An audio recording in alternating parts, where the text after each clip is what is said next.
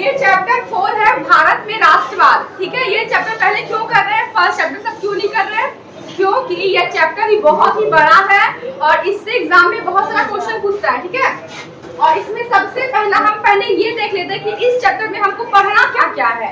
तो पहला टॉपिक है राष्ट्रवाद। पहला क्या है, राष्ट्रवाद। उसके बाद हम लोग पहले जानेंगे राष्ट्रवाद किसको कहते हैं, फिर क्या जानेंगे कि जो भारत में राष्ट्रवाद चैप्टर का नाम है वो उदय कैसे हुआ, उत्पन्न कैसे हुआ, उसका नाम मुख्य रूप से 4 कारण है। ठीक है, पहला है राजनीतिक कारण, दूसरा है धार्मिक कारण, तीसरा है आर्थिक कारण, चौथा है सामाजिक कारण। उसके बाद है प्रथम विश्व युद्ध जिस समय हुआ था 1914 से लेकर 18 के बीच में, उसका कारण क्या है, उसका परिणाम क्या है और वो भारत से कैसे उसका रिलेशन है, कैसे संबंध है। ठीक है, उसके बाद हम लोग क्या पढ़ेंगे, रॉलेट एक्ट क्या था, फिर पढ़ेंगे जालियांवाला बाग हत्याकांड क्या था, फिर पढ़ेंगे खिलाफत आंदोलन क्या था, फिर पढ़ेंगे असहयोग आंदोलन क्या था। ठीक है, उसके बाद क्या पढ़ेंगे, खिलाफत असहयोग के बाद पढ़ेंगे सविनय अवज्ञा आंदोलन।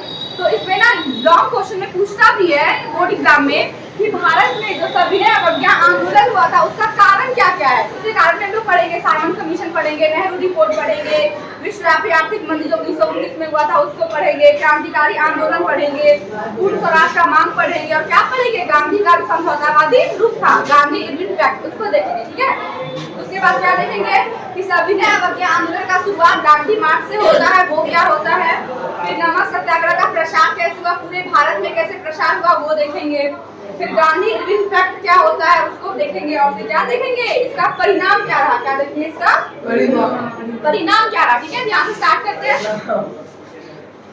सबसे पहले है राष्ट्रवाद। जहाँ पे भी वाद लगे ना, मतलब क्या होता है, विचार, क्या होता है, विचारधारा कि हम क्या सोचते हैं वो हमारा क्या कहलाता है, विचार, क्या कहलाता है। तो ना राष्ट्रवाद मतलब एक ऐसी भावना, लोगों के प्रति, लोगों के मन में एक ऐसी भावना, एक ऐसा विचार जो लोगों को एक रूप से क्या करता है, एकता का भावना जगाता है। कैसे, सामाजिक रूप से, राजनीतिक रूप से, आर्थिक रूप से। और क्षेत्रीयतावाद क्या होता है, इसके विपरीत होता है। जैसे राष्ट्रवाद मतलब लोगों के मन में राष्ट्र के प्रति एकता का भाव, यही राष्ट्रवाद होता है।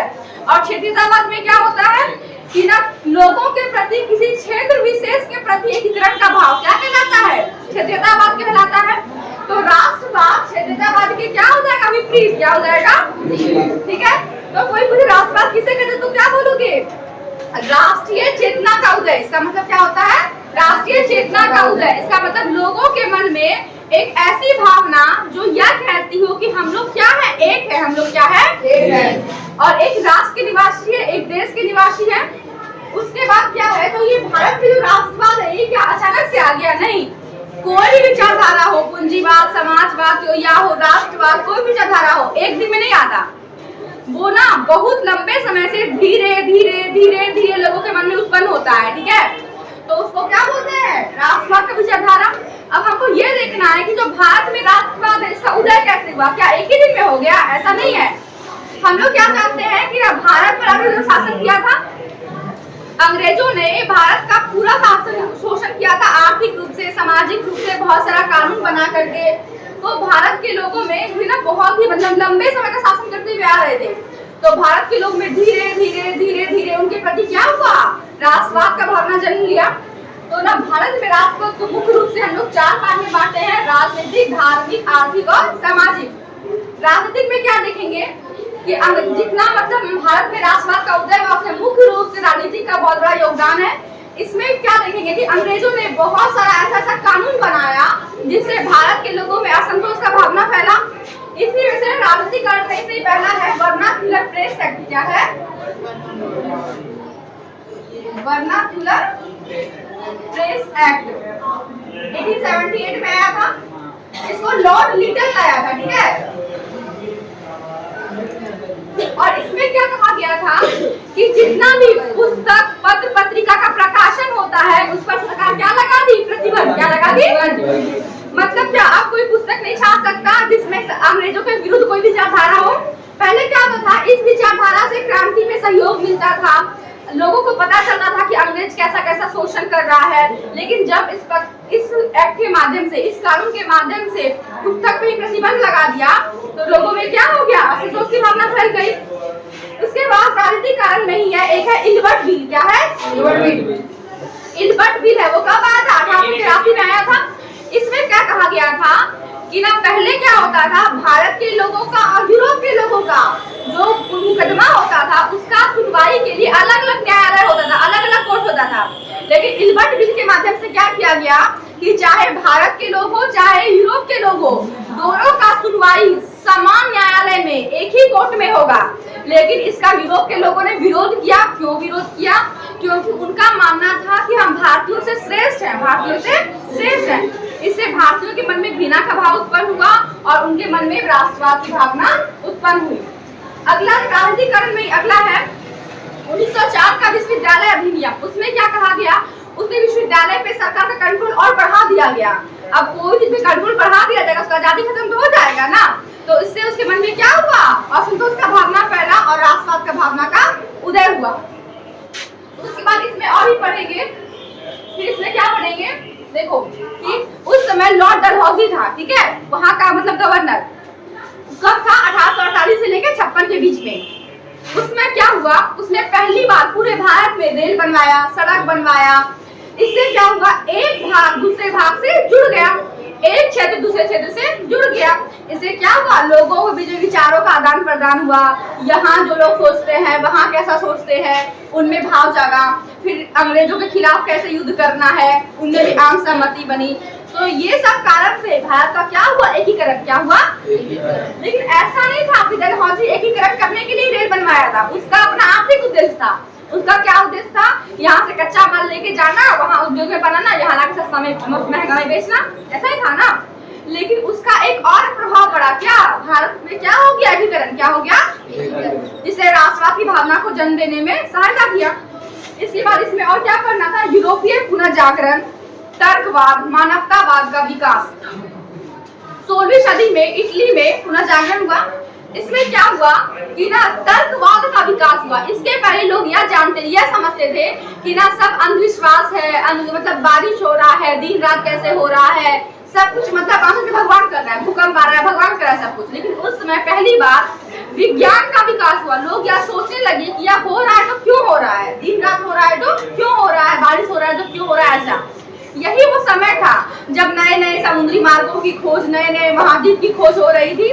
तो ये सब कारण ने क्या किया? इसका भारत में प्रभाव पड़ा। अगर कहीं कुछ होता है ना तो उसके बगल में इसका प्रभाव पड़ता है। तो भारत के लोगों में भी तर्कवाद, विज्ञानवाद का विकास हुआ।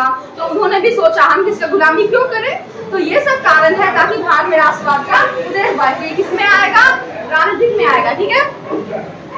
उसके बाद है धार्मिक कारण। उसके बाद क्या है? धार्मिक कारण। अंग्रेज क्या बोलते थे? यहाँ के लोगों को असभ्य बोलते थे संस्कार नहीं है, आदर्श नहीं है। लेकिन इसी समय 19वीं शताब्दी में, कब? 19वीं शताब्दी में भारत में धार्मिक सुधार आंदोलन हुआ। इसमें क्या हुआ कि ना जो सामाजिक बुराई था उस समय, मध्यकालीन भारत में बहुत सामाजिक बुराई था। जैसे क्या? बाल विवाह, पर्दा प्रथा, सती प्रथा, ये सब था। तो उस समय अनेक शिक्षित व्यक्तियों ने, जैसे क्या राजा राम मोहन राय, ईश्वर चंद्र विद्यासागर, स्वामी विवेकानंद, दयानंद सरस्वती, ज्योतिबा फूले, बहुत सारे ऐसे समाज सुधारक थे जिन्होंने क्या किया? समाज से सामाजिक कुरीति को दूर किया। और हमारे जो प्राचीन भारत हमारा बहुत समृद्ध था धार्मिक क्षेत्र में, संस्कृति के क्षेत्र में। कैसे? वेद, पुराण, उपनिषद सब कुछ रचा गया था हमारा प्राचीन भारत में। तो उन्होंने क्या किया? स्वामी दयानंद सरस्वती ने क्या किया? वेदों की ओर लौटो। तो उन्होंने क्या किया कि ना हमारे जो प्राचीन वेद हैं उनकी महत्ता को बताया कि हम लोग असभ्य नहीं है, हम लोग के प्राचीन भारत में बहुत सारी हमारी संस्कृति समृद्ध है। तो ये सबसे क्या हुआ? लोगों के मन में यह भाव जगा कि हम लोग क्या है? असभ्य नहीं है, हम लोग का जो प्राचीन संस्कृति है बहुत समृद्ध है। तो उनके मन में जो घृणा का भाव था वो खत्म हो गया। तो वो अंग्रेजों को बोलने लगे कि आप तो हम लोग को असभ्य कह रहे हैं, हम लोग असभ्य नहीं है, हमारा संस्कृति क्या है? बहुत ही समृद्ध है, बहुत ही पुराना है। तो ये कारण था कि धार्मिक कारण की वजह से भारत राष्ट्रवाद का उदय हुआ। अगला आखिरी कारण, ठीक है। इसमें क्या देखेंगे? अंग्रेज जो यहाँ आए थे पहले कंपनी के रूप में ही आई थी ना, बाद में क्या की धीरे-धीरे सत्ता को हासिल कर ली और शासन करने लगी। तो अगर कोई भी कंपनी है उसका मुख्य उद्देश्य क्या होता है? लाभ कमाना। क्या होता है? ठीक है। तो इसने क्या किया? वहाँ का किसान था, उसके किसान को एकदम बाध्य किया जाता था कि आप अपने टोटल जमीन के 3 कम से कम 3 पे क्या कीजिए, नील का खेती। क्या कीजिए, नील का खेती। अब नील की खेती करने से वहाँ का जो फसल, वहाँ का जो जमीन है वो क्या होता था, बंजर। ठीक है, और उस जिस खेती में हम नील का खेती कर रहे हैं, क्या उस खेती में उसी समय अनाज उत्पादन कर सकते हैं? नहीं कर सकते हैं। तो इससे क्या हो गया, उस समय अनाज का कमी हो गया, अकाल आ गया, बंजर हो गया, तो अनाज का उत्पादन नहीं हुआ। उसके बाद फिर क्या हुआ, अंग्रेज किसानों से उस भूमि पर खेती के बदले बहुत अधिक टैक्स वसूलते थे, जितना वो किसान दे नहीं पाता था। उस टैक्स को चुकाने के लिए किसान को साहूकार से, महाजन से, सेठ जी से कर्ज लेना पड़ता था, और जैसे अनाज का उत्पादन होता था अधिकतर तो टैक्स सरकार को देने में चल दिया जाता था, और फिर बचा हुआ सेठ ले लेते थे। तो किसानों के पास बहुत ही कम बचता था। इससे क्या हुआ, किसानों की आर्थिक स्थिति क्या हो गई, बहुत ही दयनीय। क्या हो गई, खराब हो गई। उसके बाद फिर हम लोग क्या देखते हैं कि अंग्रेज क्या करते थे, यहाँ भारत में औद्योगिकरण के पक्ष में नहीं थे। वो क्या करते थे, ब्रिटेन में कच्चा माल ले जाते थे और बना के यहाँ पे भारी दाम में बेचते थे। तो इससे क्या हुआ, यहाँ के जो लघु उद्योग वाले थे, कुटीर उद्योग वाले थे, उनको नुकसान हुआ। क्यों, क्योंकि ये लोग हाथ से जो बना के बेचते थे, चरखा से बना के, वो क्या नहीं बिकता था और सारा अंग्रेज का ही सामान बिकता था। तो इससे क्या हुआ, किसानों में, वहाँ के छोटे छोटे व्यापारियों में असंतोष का भाव उत्पन्न हो गया, जिससे क्या उत्पन्न हुआ, भारत में राष्ट्रवाद क्या उत्पन्न हुआ। अगला है हमारा सामाजिक कारण। ठीक है, सामाजिक कारण में हम लोग क्या देखेंगे, अंग्रेज का एक सिद्धांत था व्हाइट मैन बर्डन थ्योरी। क्या था, व्हाइट मैन बर्डन थ्योरी। इसको क्या बोलते हैं, श्वेत भार का सिद्धांत। क्या बोलते हैं, इसमें क्या कहा गया, अंग्रेज ये कहते थे कि हम लोग गोरे लोग हैं, हम लोग को भगवान जी ने ये आदेश दिया, ये हमारा ये कर्तव्य है कि जो भारत के लोग, जो काले लोग हैं, उसका क्या करना, देखभाल करना, उसका शासन करना। वो भारत के लोगों को इस लायक नहीं समझते थे कि वो लोग अपना शासन खुद से कर सके। ठीक है, तो इससे क्या हुआ, भारतीयों के साथ हर जगह भेदभाव किया जाता था, चाहे वो रेल हो, चाहे वो सड़क हो, हर जगह नौकरी हो, हर जगह ऊंचा ऊंचा पद हमेशा अंग्रेज के लिए था, एकदम छोटा छोटा पद भारतीयों के लिए था। तो ये सब की भावना से भारतीयों के मन में घृणा का भाव उत्पन्न हो गया, और ये सभी कारण ने क्या उत्पन्न किया, भारत में राष्ट्रवाद। ठीक है, ये तो समझ गए हम लोग राष्ट्रवाद होता क्या, उत्पन्न कैसे हुआ। इसके बाद इससे एक लॉन्ग क्वेश्चन पूछता है कि भारत में राष्ट्रवाद के उदय के कारणों को बताएं। ठीक है, चारों बता दोगे। उसके बाद है प्रथम विश्व युद्ध। उसी समय 1914 से लेकर 18 के बीच में प्रथम विश्व युद्ध हुआ था। अब ये दो गुट के बीच में हुआ था, एक था मित्र राष्ट्र, एक था धुरी राष्ट्र। मित्र राष्ट्र में क्या क्या था, ब्रिटेन था, रूस था, अमेरिका था, इंग्लैंड था, और उसके बाद फिर फ्रांस था। इंग्लैंड, फ्रांस, ब्रिटेन एक ही हुआ, फिर फ्रांस था। और धुरी राष्ट्र में क्या था, इटली था, जर्मनी था, ऑस्ट्रिया था, हंगरी था, जो गुटे बटा हुआ था। और ये लड़ाई हो क्यों रहा था, उपनिवेशों की बढ़ती हुई आकांक्षा के कारण। जितने विकसित देश थे वो गरीब देश, जैसे कि अफ्रीका महाद्वीप के देश हो गया, भारत हो गया, मलाया प्रायद्वीप हो गया, श्रीलंका हो गया, ये सब को अपना उपनिवेश बनाने की कंपटीशन में लगे हुए थे। वो बोल रहा था, फ्रांस बोल रहा था कि अधिक उपनिवेश मेरा होगा, ब्रिटेन बोल रहा था अधिक उपनिवेश मेरा होगा, अमेरिका बोल रहा था अधिक उपनिवेश मेरा होगा।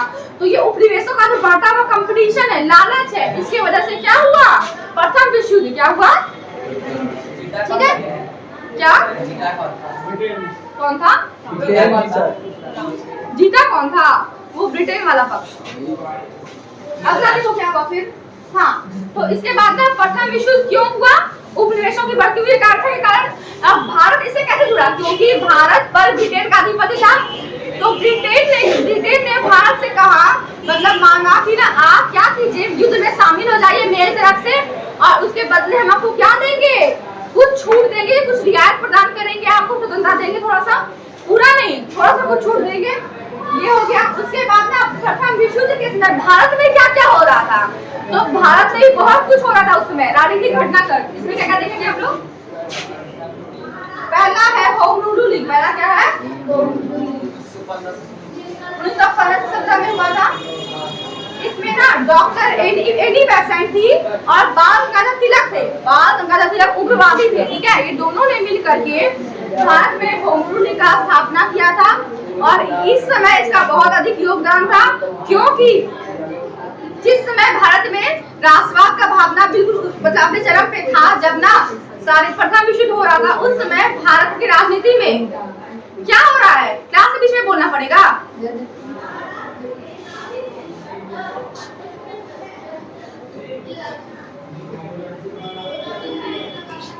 होम रूलिंग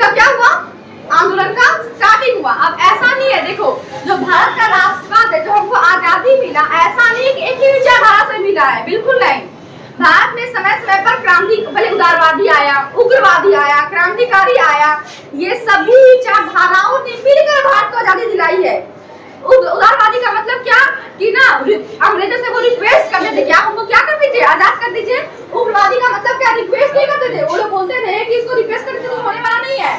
वो क्या करते थे, मतलब लड़ाई करके, आंदोलन करके, ये सब करके आजादी प्राप्त करने के सहमति थे। और क्रांतिकारी क्या थे, हत्या करके, बम फेंक करके, मतलब जितना हिंसा वाला काम होता है ना, वो करके आजादी प्राप्त करने के हिमायती थे, ठीक है। तो ये और ऐसा नहीं है कि यहाँ भारत में लोकतंत्र की यही खासियत है कि यहाँ ऐसा नहीं कि एक बहुमत का ही शासन है, बिल्कुल नहीं। यहाँ पे अल्पमत में जो भी रहता है उसकी बातों को भी सुना जाता है, विरोधी विचारधारा को भी सम्मान दिया जाता है। ऐसा थोड़ी है कि ना सरकार जो विपक्ष की बातों को बिल्कुल नहीं सुनेगी, ऐसा नहीं है ना।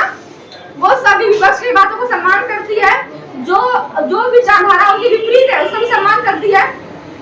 तो ऐसा नहीं है, उदारवादी भी उग्रवादी का सम्मान करते थे, उग्रवादी भी क्रांतिकारी का सम्मान करते थे, और क्रांतिकारी का भी सम्मान उदारवादी करते थे, ठीक है। जैसे सुभाष चंद्र बोस लोग क्या थे, क्रांतिकारी विचारधारा के लोग थे। बाल गंगाधर तिलक क्या थे, उग्रवादी, क्या थे, उग्रवादी। और महात्मा गांधी हो गया, गोपाल कृष्ण गोखले हो गया, ये सब क्या थे, उदारवादी थे, ठीक है। और ऐसा नहीं क्रांतिकारी उदारवादी का सम्मान नहीं करते थे। जब ना मतलब लास्ट में जो पढ़ो, जैसे INA आता है एक, तो ना उसमें क्या होता है, आजाद हिंद फौज जो सुभाष चंद्र बोस ने गठन किया था, जब वो लास्ट में भारत पर कार्रवाई करने वाले थे, तो महात्मा गांधी को पता है, महात्मा गांधी सुभाष चंद्र बोस के बीच में बहुत मतभेद था, एकदम अपोजिट। महात्मा गांधी बोलते थे हम रिक्वेस्ट करके करेंगे, और वो क्या बोलते थे, हम एकदम क्रांति से करेंगे। लेकिन लास्ट में जब उन्होंने अपना मतलब आजाद हिंद फौज का क्या किया, कार्यवाही शुरू किया उत्तर से, उन्होंने भारत के महात्मा गांधी के लिए एक संदेश भेजा कि भारत के उन्हीं ने ना महात्मा गांधी को राष्ट्रपिता कहा। उसी समय कहा कि भारत के राष्ट्रपिता, हमें आपका आशीर्वाद चाहिए। तो इससे यह पता चलता है कि भारत में विभिन्न विचारधारा के लोग आपस में क्या करते हैं, एक दूसरे का सम्मान करते हैं, लोकतंत्र है। और राष्ट्रसभा में क्या होता है, एक ही विचार के लोगों को क्या मिलता है, बोलबाला रहता है। उससे पहला क्या था, होम रूलिंग का स्थापना हुआ था, तो ये पूछता है एनी बेसेंट ने किया था, बाल गंगाधर तिलक ने किया था। दूसरा क्या है, जनवरी 2015 में कौन आए थे, महात्मा गांधी आए थे यहाँ पे। महात्मा गांधी क्या थे, पहले तो क्या वकील थे, लॉयर थे। उन्होंने क्या किया, एक ना दादा अब्दुल्ला केस था, उस केस को सॉल्व करने के लिए वो कहाँ गए, दक्षिण अफ्रीका गए।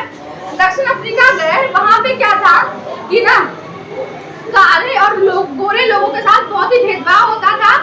उसके बाद वहां पे पासपोर्ट कानून था, मतलब क्या, हर भारतीय को अपना अंगूठे के निशान वाला पासपोर्ट हमेशा हर जगह लेकर घूमना अनिवार्य कर दिया गया था।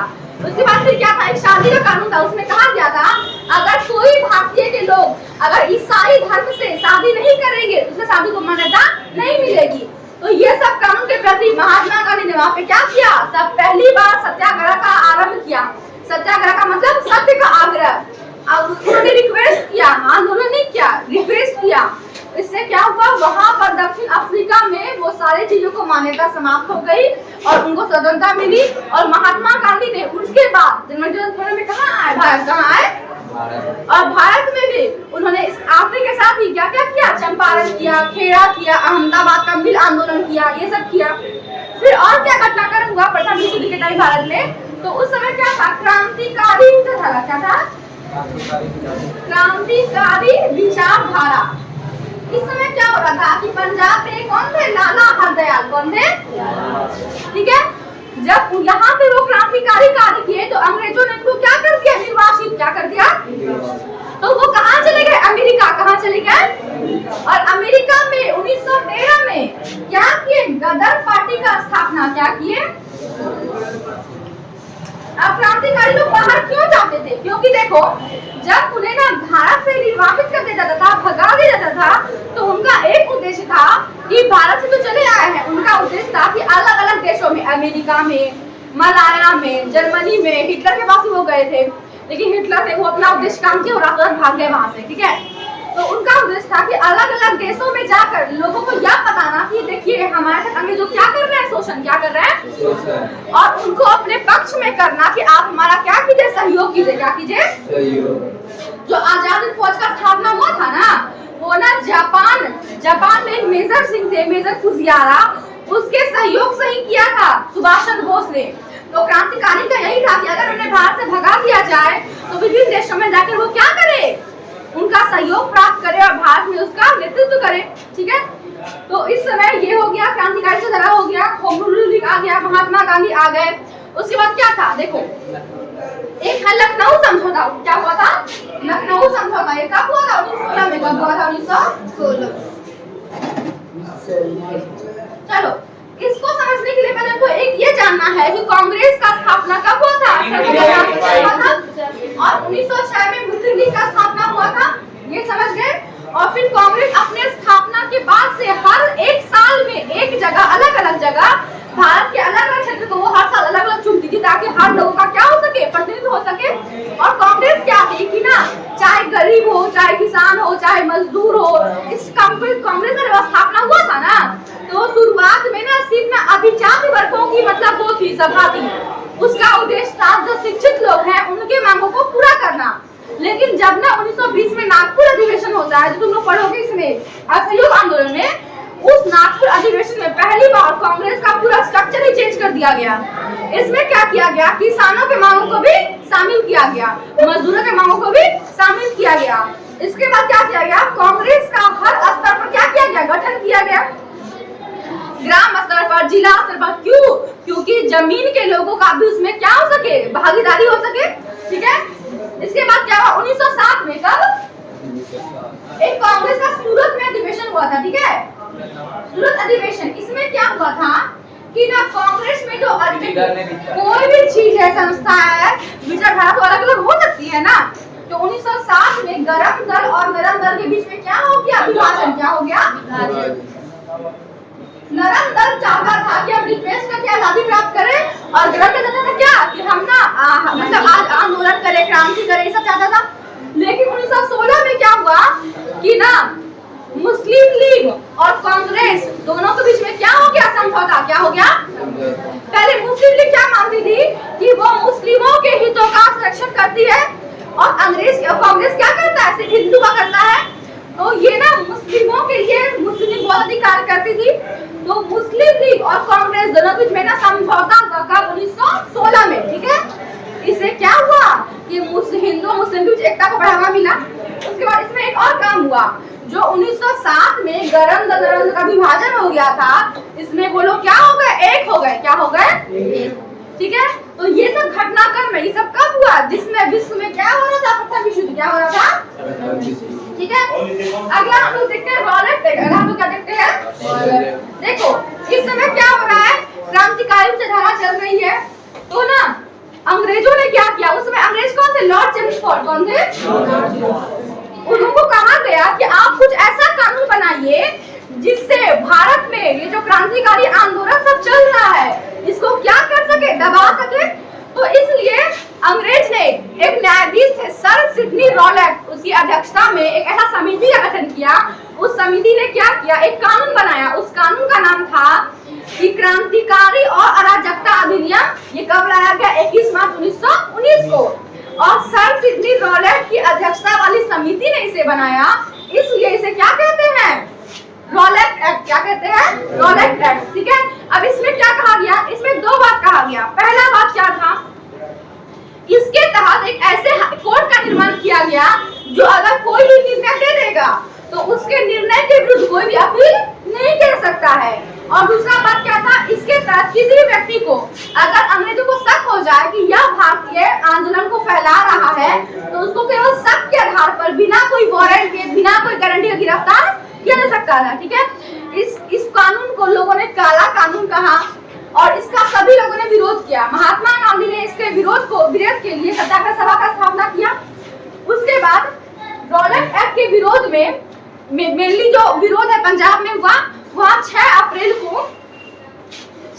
को वहाँ पे विरोध हुआ। 9 अप्रैल को क्या हुआ, पंजाब के 2 स्थानीय नेता थे, डॉक्टर सत्यपाल और सैफुद्दीन किचलू, दोनों को अंग्रेजों ने क्या कर लिया, गिरफ्तार कर लिया। अब उस दो अपने प्रमुख नेता की गिरफ्तारी को रोकने के लिए पंजाब के अमृतसर के जलियांवाला बाग एक जगह है, वहाँ पे क्या हुआ, लोग बैठे थे, सभा कर रहे थे। ठीक है, उसी समय पंजाब के गवर्नर थे माइकल ओ नायर, उन्होंने पंजाब में क्या लगाया था, मार्शल मार्शल लॉ। क्या लगाया था? और मार्शल लॉ में ये कहा जाता है कि लोग अपने मन से एक दूसरे जगह जा नहीं सकते, सभा नहीं कर सकते, बैठक नहीं कर सकते, तो ऐसा मार्शल लॉ में कहा रहता था। लेकिन वहां के लोगों को इसकी सूचना नहीं थी कि यहाँ मार्शल लॉ लगा है, सूचना का अभाव था तकनीक का। तो फिर क्या हुआ, वहां पे जब लोग सभा कर रही थी, बैठक कर रही थी, तो माइकल ओडायर के सेनापति थे जनरल डायर। कौन थे? General Dyer. उन्होंने क्या किया, उस लोगों पर अंधाधुंध गोलियां बरसा दी, जिससे बहुत सारे लोग मारे गए। तो इस कांड को जो जलियांवाला बाग में हुआ उसे क्या बोलते हैं? जलियांवाला बाग हत्याकांड। क्या बोलते हैं? ठीक है, जलियांवाला बाग हत्याकांड का सभी लोगों ने फिर से विरोध किया। इन्होंने बोला कि ये बहुत ही निंदनीय कार्य है, बहुत ही मतलब अमानवीय कार्य है, सिर्फ अमानवीय कार्य था। इसका विरोध को दर्शाने के लिए रविन्द्रनाथ टैगोर ने अपनी नाइट की उपाधि त्याग दी और महात्मा गांधी ने अपनी कैसरे हिंदी की उपाधि त्याग दी। ठीक है, जो किसने दिया था? अंग्रेजों ने दिया था। इसके बाद क्या है? खिलाफत आंदोलन। क्या है? खिलाफत आंदोलन। तो खिलाफत आंदोलन में क्या हुआ देखो, हम लोग क्या देखें, जब प्रथम विश्व युद्ध हुआ, ठीक है, तो प्रथम विश्व युद्ध में एक मित्र राष्ट्र था, एक दूरी राष्ट्र था। तो मित्र राष्ट्र में जो ब्रिटेन वाला पक्ष था तो वो जीत गया था, बताया थे। तो जब वो जीत गया था तो तुर्की हार गया था जो दूरी राष्ट्र में था। तो ब्रिटेन ने क्या किया, उस समय एक साम्राज्य था जिसको क्या बोलते थे? ऑटोमन साम्राज्य। क्या बोलते थे? वो सिर्फ मैप नहीं है, लेकिन जो एशिया वाला मैप है ना, और उसके बगल में क्या है? अफ्रीका है। अफ्रीका के ऊपर मेडिटेरियन सी है, भूमध्य सागर है, उसके ऊपर क्या है? यूरोप महाद्वीप है। और ना यूरोप महाद्वीप और एशिया के एक ना मतलब एक क्या बोलते हैं, इंटर कम्युनिकेशन रीजन में जहाँ दोनों का क्षेत्र आता है, उसमें क्या है? तुर्की है। तो तुर्की को ले लो और अफ्रीका का ऊपर वाला हिस्सा ले लो और यूरोप का नीचे वाला हिस्सा ले लो, उसको मिलाकर क्या था? ऑटोमन साम्राज्य। क्या था? ठीक है, तो ऑटोमन साम्राज्य का जो मुखिया था, मेन नेता होता है, वो क्या था? ये न्यू टॉपिक है, यहाँ से तो स्टार्ट किए खिलाफत से, सब कोई सो रहा है इसलिए पूछ रहे हैं।